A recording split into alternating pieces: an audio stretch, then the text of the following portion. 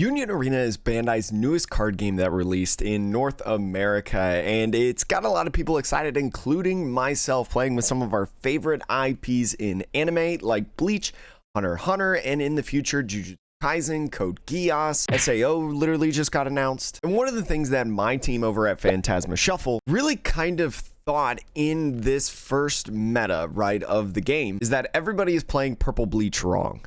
Purple Bleach, one of the stronger decks in the format, is pretty good, right? Even without the addition of the zero-cost Rukia or the Orihime. We put together our own list, something that nobody else had seen, at least from a content creator perspective, or lists that I'd seen on like Reddit or Facebook or anything like that. Eggman, one of the more familiar names you may know with Bandai card games, was hosting a tournament through Union Arena. And through this event, I believe that this is the biggest North American based Union Arena tournament up to the date and at the time of this recording. Obviously, you know, once the big regionals come out and things like that, things will change, but this was like the first format, right? And we absolutely broke the meta. All three of our people on our team reaching each of the top 3 spots in this tournament. Literally perfect. We had a combined 16-2 record in this tournament, in this 6-round tournament. If quick math for anyone that doesn't know, 16-2 for 3 people joining this tournament is the highest record that you can conceivably get without any ties, of course. I don't actually know how ties work in this game, or at least in this tournament. Our deck literally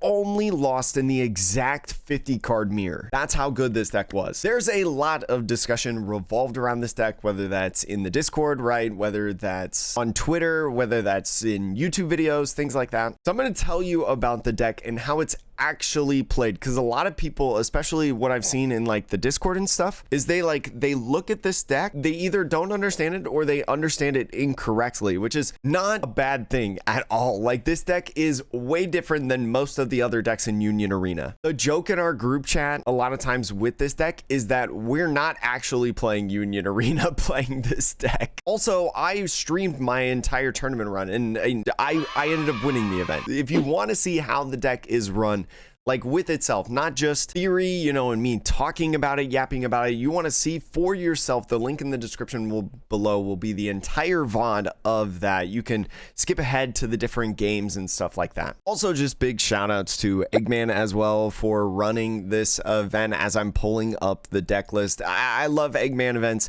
He is an incredible person for the Bandai card games community, really. And I absolutely love that we played a 6-round tournament in like 4 hours. And it was definitely not like One Piece Nationals where we had no events for 3 hours or whatever. He runs great tournaments. He also creates great content. Make sure to go check him out. Link for him will be in the description as well. That's not my deck.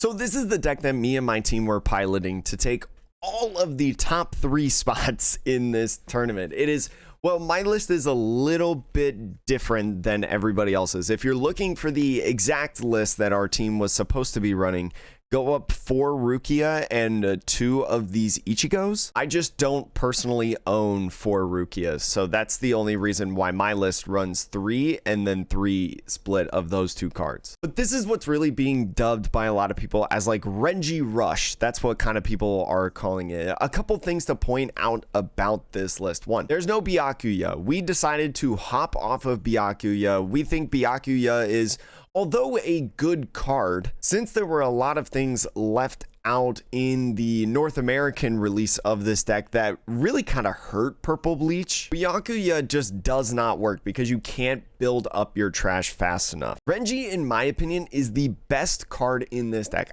I genuinely believe that. Renji has 2 things. 1, a raid effect, and 2, a not raid effect. The first one, the raid effect, is when played, you put 4 cards in your removal area from your trash, and you get to minus 3,000 power on a opponent's frontline character. And then the activate main, this is not a raid effect, and this is the big reason why I believe that this is the best card in the deck, and honestly the most important card in the deck for me personally. For resting one action point, right? Not involving your trash at all. It's literally just action point. The character gains damage times 2. So essentially, if you don't exactly know what that is, damage times 2 is basically if you hit for life, you take 2 instead of 1. And especially as a 4,000 power character, this is really, really strong. The whole idea of this deck, if you're familiar with Digimon, right? If you're familiar with One Piece, this is what you could call like Rookie Rush in Digimon, or you could call Zoro in One Piece. You're basically playing down as many 4K characters as possible to overwhelm your opponent and really put them on the back foot, right? There's two like really big differences with this deck and every other deck. The biggest key that I think a lot of people need to think about with this deck and don't fully understand is don't raid. Like, you literally don't raid with this deck. You really only raid if you have all your characters like filled up on the board basically, or you need to utilize a removal effect, right? Like, raiding is super niche situation. 9 times out of 10 you're playing these characters just on the field as 4K vanillas. That's the best way to do this in my mind. And I think our stats spoke for itself. Again, taking the top 3 spots of this tournament. The perfect curve of this deck, right? You start out with Uryu in your hand, you do a little bit of hand filtering. On your first turn, that's your first action point. This is the ideal first action point. But honestly, like any of these 0 costs we play in here also work. We're playing 12 of them. I think 12 is very good in this deck. I would not play any less than 12. You do so because in your second turn, right, your second action point, you're doing one of 2 things. You're playing an Orihime, right? Orihime, a great card in this deck and is also pretty good. The deck got another level when we included this card in the deck, I will say. You play down this card, pick up your Uryu, and ideally you're also playing an Urahara on the field right after that for your second action point in your 2 action point turn. Second turn, 2. If you don't have that, you can go ahead and play an Uryu again that you had just picked up to be able to once again filter your hand, maybe find other pieces of the puzzle. Then on your 3 action point turn, right, your first 3 action point turn, if you played the Orihime and the Urahara, literally just play down your 4K bodies. I'm not even kidding. That's like the strategy. I had a turn in the VOD. I think it was round 2 against the Kurapika. It was against the Kurapika deck. I had this exact start of Uryu, the first one, Orihime, and Urahara. The ideal curve, the ideal start for this deck. And then on my 3 action point turn, I played down 3 Renjis, and then I won the game like on turn 4 or 5 or whatever. Every deck in this format needs a lot of setup, and if you look at all the decks that kind of are around, and if you look around the game right now, a lot of them revolve around like 5 or 6 energy, right? The Kurapika deck needs 7 in order to get that raid Kurapika off. And so this deck really just revolving around 4 energy. You just put down 2 of those 2 energy characters down, and you just go ahead and you play everything in your hand. Your number 1 raid target in this deck, which isn't often, you really just only do this when you remove. Naturally, as the game goes on, right, your trash will build up, right? If you're playing 3 of these guys down in a single turn on your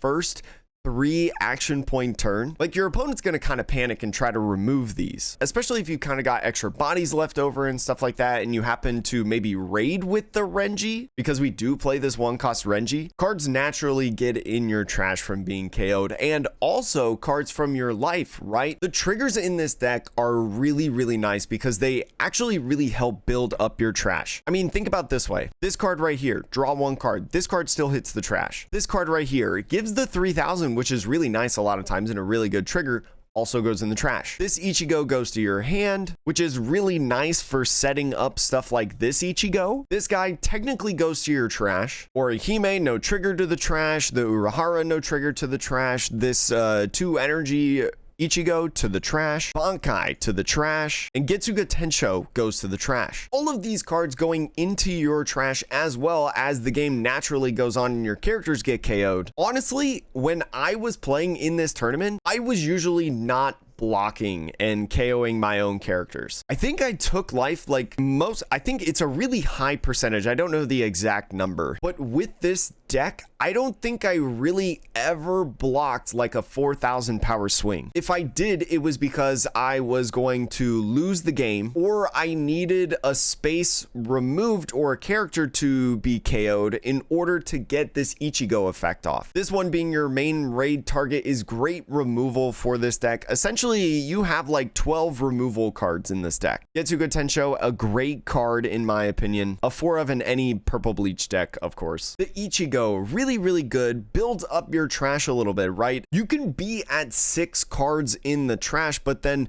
with this Ichigo, you can get to 8, right? Because to start the when played effect, you take 2 cards from your deck to your sideline. This deck actually sets up really good numbers. Like, I don't think there was many times through my tournament, and again, you can check out the VOD of the tournament in the description below. I don't think there was a lot of times where like I played this and I was like, oh no, I don't have enough to KO. I think maybe like one time that happened and I was like 1 card off. Even then, even if I play this down and theoretically cannot get a KO, I can still put only like 1 or 2 cards back to minus 500 power, because even at 3,500, right? If I'm facing a bunch of 4,000 power characters, or maybe I'm facing a 5,000 power Kurapika, right, on the other side. If I just put 2 cards back, if you block with that Kurapika, it will die, which is a lot of pressure. I think this game plan becomes very apparent, especially when you realize that we have no raid targets for Rukia. If maybe you don't have Rukias and you're trying to build this deck on your own, there's like 1 or 2 other cards I think that you can play in this spot. First off, you can play Byakuya, right?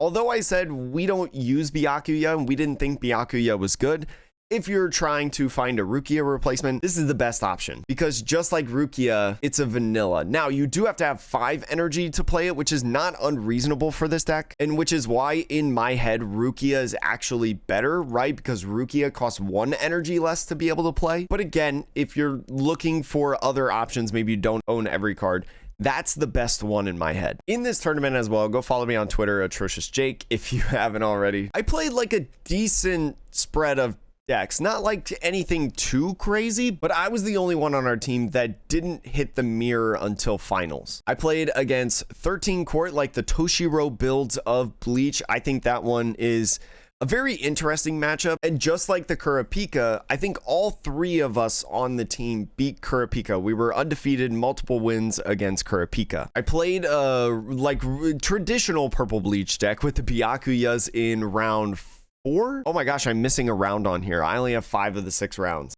I played against another purple Bleach round 3. But yeah, this deck is not, in my opinion, like hard to play at all. This deck is extremely straightforward, right? It's not really combo heavy at a lot of times, but it's really consistent, right? In Las Vegas, we have locals like 5 days a week at different stores. Before this tournament, I played in 4 Union Arena local tournaments and I got winner cards or top 4 placements in 3 of them. And so now I am 4 for 5 in playing Union Arena tournaments and topping them. This one being my first actual win. The other ones I got like 2nd, 3rd, and 4th, I believe. Like X1. In my opinion, this deck is crazy. This deck is really good. I mean, we broke the first ever format of Union Arena in North America. I think that is not a question. Now, do I think this deck will still be good once the Jujutsu Kaisen Sukuna's Finger deck comes out? That one I'm not sure. Do I think this deck will still be good once Code Geass comes out? And I think it's the red deck of Code Geass that's good. Truthfully, I have no idea. But at least for now, when you're playing at your locals, you know, you're playing in some of these more community events and stuff like that. This, in my opinion, is the best deck in format. I've played against a lot of other different decks at locals. I've played against a lot of really good players, but this is just so good. If you're wondering as well, maybe you don't have the purple Bleach cards, and I don't know. I know that this Ichigo is really expensive. It's like 20 bucks per, and you don't have the other ones, but you're wondering what other deck you can buy that is probably much cheaper. I would recommend Yellow Stern Ritter's Bleach. Yellow Stern Ritter's Bleach, in my opinion, can do the same exact thing as this, the same concept of like rushing and playing down bodies and really just overwhelming your opponents and outpacing them. The big difference between the 2 decks, though, this purple Bleach and the yellow Bleach that I'm talking about, is that yellow Bleach revolves around like 6 energy, where this deck literally just needs 4. You just need 4 energy and you go